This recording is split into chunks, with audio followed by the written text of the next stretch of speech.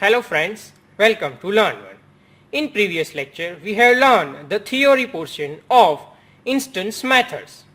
And today we will learn the practicals of initializer and instance method.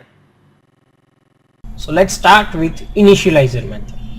So as I have already told you that initializer methods are the methods that works as a constructor, same like a constructor. Let's create one class named user. And in this user class I am creating one initializer method.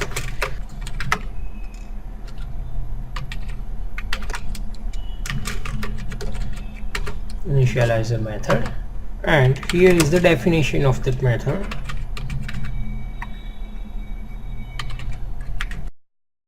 Now I am adding some more functionality to it. Let me say name and email, these two parameters, and here I am creating one variable name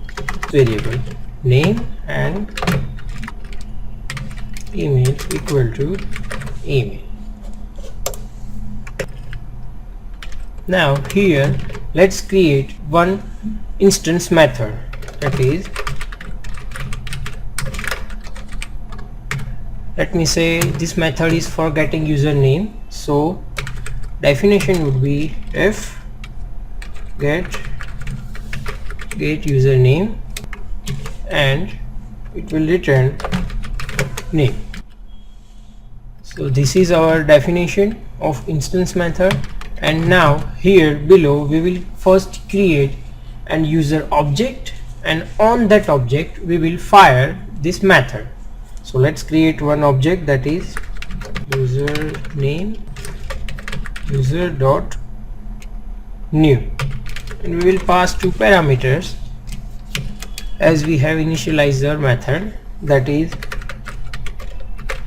learn1 is my name, learn1, and my email is hello@learn1.com.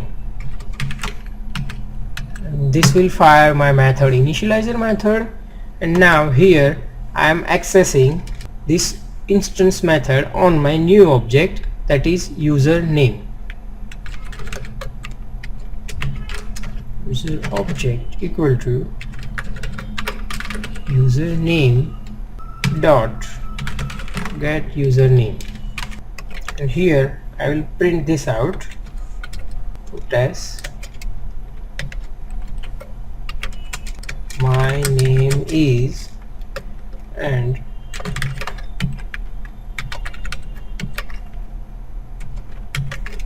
user object. Now let's run this program.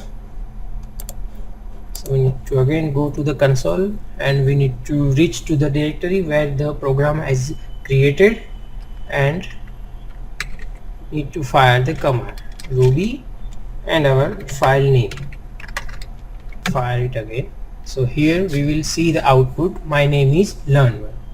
So this is how we can work with instance method in Ruby.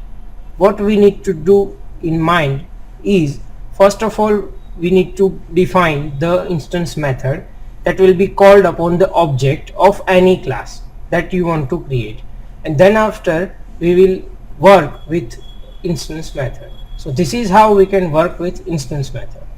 So now let's take a look on the class level methods. So main thing for class level method that we need to define is, the class level method must start with one predefined Ruby keyword, and that is self. So let's take a practical example how we can work with class level methods in Ruby. In next lecture we will learn about the theory part of class methods.